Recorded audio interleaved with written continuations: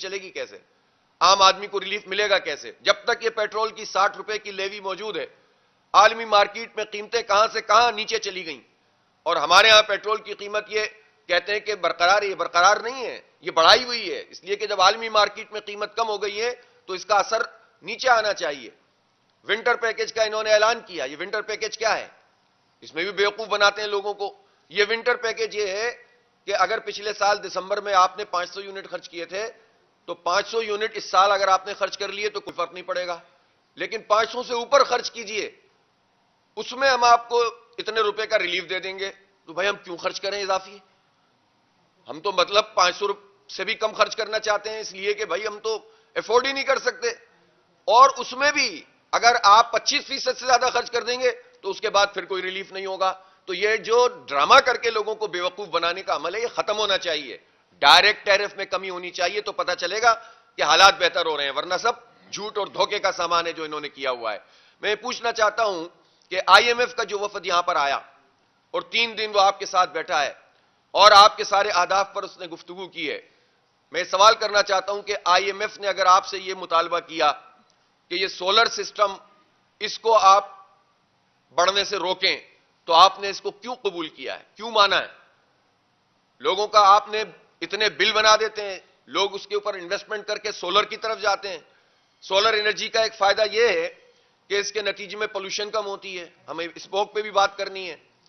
تو جب solar system آگے بڑھ رہا ہے آپ کی نالائقیوں کی وجہ سے، چونکہ آپ نے بل کم نہیں کیے ہوئے، چونکہ آپ کی پالیسی ٹھیک نہیں ہے، تو جب لوگ سولر پہ جا رہے ہیں تو آپ کا ڈیفیسٹ بڑھتا چلا جا رہا ہے کنزمپشن کا جو آپ نے انتظام کیا ہوا ہے، جس کے نتیجے میں چونکہ سارا انحصار حکومت کا بجلی کے بلوں میں ٹیکس لگا کر اور بل کی قیمت بڑھا کر پیسے وصول کرنے پر ہے۔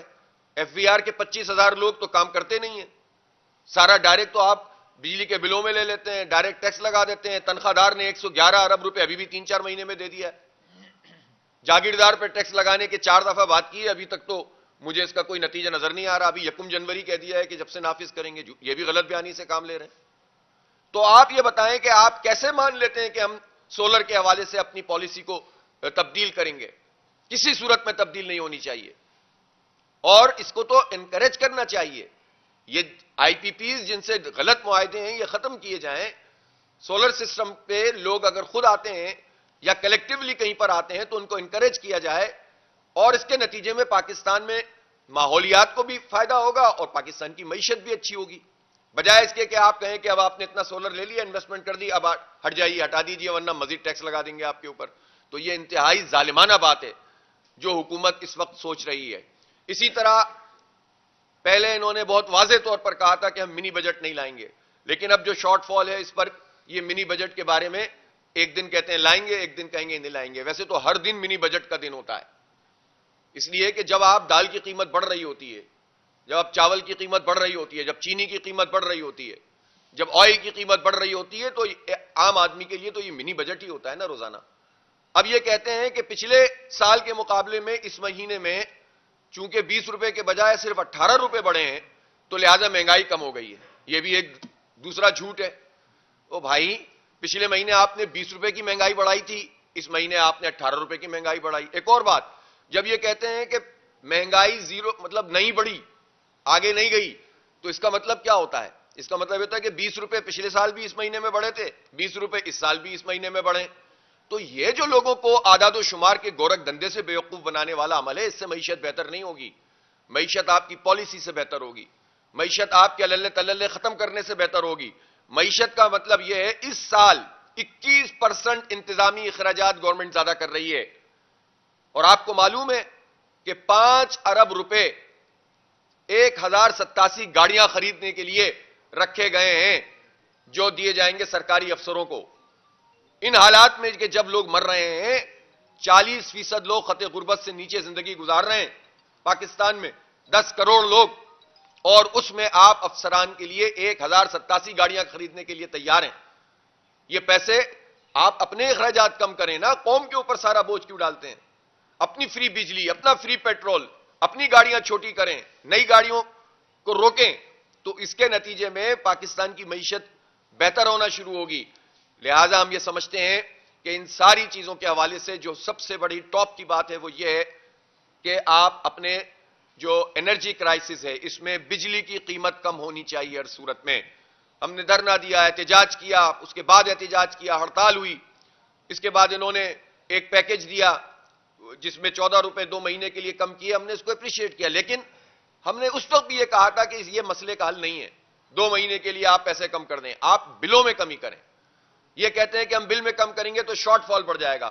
یہ آج بلوں میں پراپر کمی کریں، یہ فائنینشیل ایئر کے اختتام پر یہ شارٹ فال بھی ختم ہونے کا امکان ہو جائے گا. اس لیے کہ جب انڈسٹری چل پڑے گی، لوگوں کے حالات بہتر ہوں گے تو آپ کے لیے ٹیکس کے امکانات بہتر ہو جائیں گے. آپ یہ چاہتے ہیں کہ کام نہ کرنا پڑے، بس ڈائریکٹ لوگوں سے ٹیکس وصول کر لیا جائے، تنخواہ دار کو مارتے رہو، اس پر مزید ٹیکس لگاتے رہو.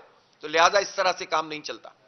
تو یہ حکومت جھوٹے دعوے کرنا چھوڑے، جھوٹے اعداد و شمار پیش نہیں کیے جائیں.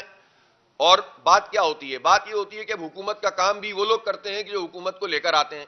اس لیے کہ فارم 47 پہ جب آپ لائیں گے تو سارے کام کرنے پڑیں گے. اب جن کو یہ کام کرنے پڑے ان کا تو یہ ایکسپیرینس نہیں ہوتا. بھئی ایک کا ایکسپیرینس ہے بارڈر پہ بیٹھنے کا، ایک کا ایکسپیرینس ہے وطن کے دفاع کرنے کا، یا اس کی ٹریننگ اس کی یہ ہے. اب معیشت کا کام بھی وہ کرے گا، سیاست بھی وہی کرے گا، پارٹیوں کو بھی وہی ڈیل کرے گا، حکومت شو پیس ہوگی.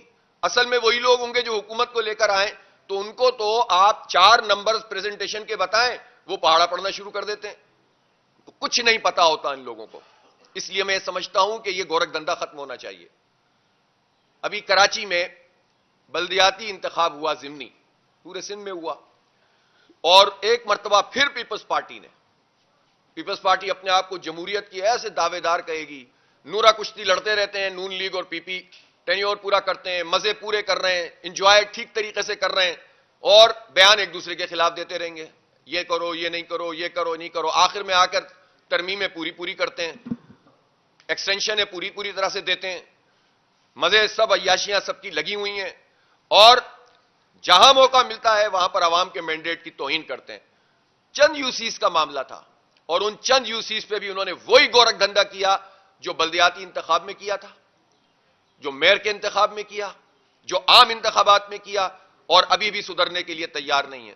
اور میں پیپلز پارٹی کے سنجیدہ لوگوں سے یہ کہنا چاہتا ہوں کہ یہ اب بجھتا ہوا چراغ ہے. آپ جس سطح پر دھاندلی کے آ گئے ہیں، جس طرح سے لوگوں کی رائے کو سپریس کر رہے ہیں، جمہوریت دشمنی کر رہے ہیں، اس کے نتیجے میں اب یہ پارٹی ویسے ہی عوام مسترد کر چکے ہیں. لوگ مسترد کرتے ہیں، اور یہ جو ہے اپنے آروز کے ذریعے سے نیا نتیجہ بنا کر جو ہے لے آتے ہیں. اب آپ مجھے بتائیں کہ اسٹیبلشمنٹ کے سہارے پر جو پیپلز پارٹی کھڑی ہوئی ہے، پورے سندھ میں قبضہ سسٹم چل رہا ہے، یہ اسٹیبلشمنٹ کیا کر رہی ہے؟ لے کر تو آ جاتے ہیں نعرے، تو ہم نے بہت سنے تھے کہ ہم سسٹم کا خاتمہ کریں گے. آرمی چیف صاحب نے بھی کہا تھا جب کیئر ٹیکر گورنمنٹ چل رہی تھی کہ ہم سندھ سے سسٹم ختم کر دیں گے. سسٹم ایک خاص اصطلاح ہے وہاں قبضے کی، لیکن اس سسٹم کو اسلام آباد میں لا کے بٹھا دیا اور پورا سندھ کے عوام کو ان کے حوالے کر دیا ہے. ان کے آگے کوئی کھڑا ہونے کی جرت نہیں کرتا، اس لیے کہ پیچھے بیک بہت ان کی مضبوط ہے. تو اسٹیبلشمنٹ کی مرضی سے یہ ساری دھاندلی ہوتی ہے، چاہے عام انتخابات ہوں یا بلدیاتی انتخاب میں جماعت اسلامی کا میئر انہوں نے نہیں آنے دیا، یا ابھی ضمنی انتخاب میں. اور میں تو حیران ہوں ان لوگوں کو جو جماعت اسلامی کو آنے کا راستہ کیوں روکتے ہیں. ہم تو کوئی آپ سے ایسا مطالبہ نہیں کرتے کہ جس میں ہم کہیں کہ ہمیں زبردستی لے آؤ. ہم تو کوئی ڈیل نہیں کرتے. ہم تو کہتے ہیں ہم جہاں جیت رہے ہیں ہمیں جیتنے دو، جہاں ہارنے دو. لیکن جماعت اسلامی کو کہتے ہیں آپ دیانتدار ہیں، آپ لائل ٹو